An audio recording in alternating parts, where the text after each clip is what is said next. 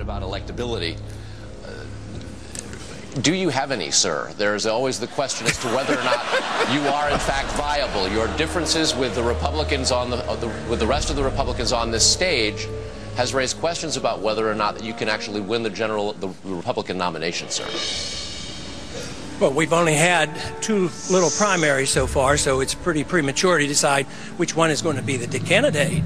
But, you know, when you think about it, if you measured everything I've ever said, every vote I've ever taken against the Constitution, you know, I'm a strict constitutionalist. Are you suggesting the Republicans should write me off because I'm a strict constitutionalist? I'm the most conservative member here. I have voted, you know, against more spending and waste in government than anybody else. So you're suggesting that I'm not electable and the Republicans don't want me because I'm a strict fiscal conservative? Because I believe in civil liberties? Why should we not be defending civil liberties? And why should we not be talking about foreign policy that used to be the part of the Republican Party?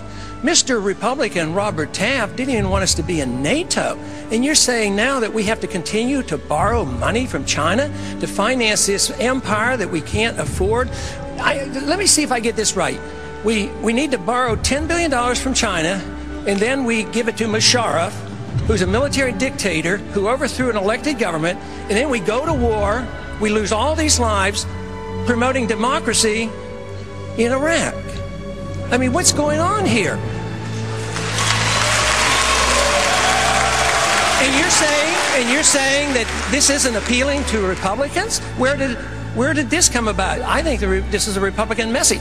I defend the platform. It used to say we got to get rid of the Department of Education. It doesn't say that. Now, we as Republicans went and doubled the size of the Department of Education. So where have we gone? I think we've lost our way. And then the insinuation that I am less Republican because of that? Congressman, thank you very much. We have to take one more break. We'll be right back with one of the most contentious issues of the day. Stay tuned. Congressman Paul, your position on the war is pretty simple. Get out. What about, though, trying to minimize the bloodbath that would certainly occur if we pull out in a hurry? What about protecting the thousands of Iraqis who have staked their lives in backing the U.S.? And would you leave troops in the region to take out any al-Qaeda camps that are developed after we leave? The people who say there will be a bloodbath are the ones who said it would be a cakewalk, it would be a slam dunk, and that it would be paid for by oil. Why believe them? They've been wrong on everything they've said. So why not ask the people? Why not ask the people who advise not to go into the region and into the war? The war has not gone well one bit. Yes, I would leave. I would leave completely. Why leave the troops in the region? It was the fact that we had troops in Saudi Arabia was one of the 3 reasons given for the attack on 9/11. So why leave them in the region? They don't want our troops on the Arabian Peninsula. We have no need for our national security to have troops on the Arabian Peninsula. And going into Iraq and Afghanistan and threatening Iran is the worst thing we can do for our national security. I am less safe. The American people are less safe for this. It's the policy that is wrong. Tactical movements and shifting troops around and taking in 30 more and reducing by 5, totally irrelevant. We need a new foreign policy that said we ought to mind our own business, bring our troops home, defend this country, defend our borders. So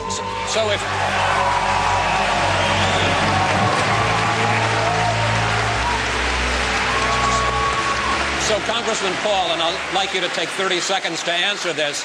You're basically saying that we should take our marching orders from al-Qaeda. If they want us off the Arabian Peninsula, we should leave? No.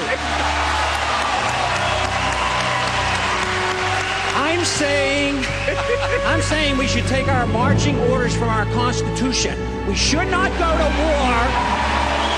We should not go to war without a declaration. We should not go to war when it's an aggressive war. This is an aggressive invasion. We've committed the invasion of this war, and it's illegal under international law. That's where I take my marching orders, not from any enemy. Over this way.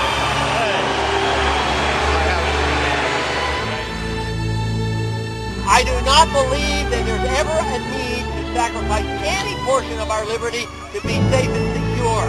We do not have to sacrifice 1 ounce of liberty.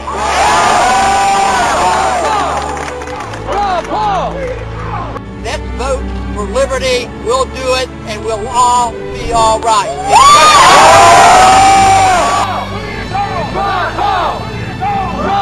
Freedom is popular.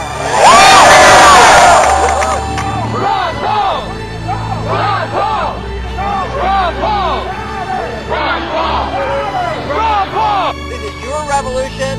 It is a revolution for us to return to what has made America great, and it is for standing up for liberty and believing it, understanding that it truly does work.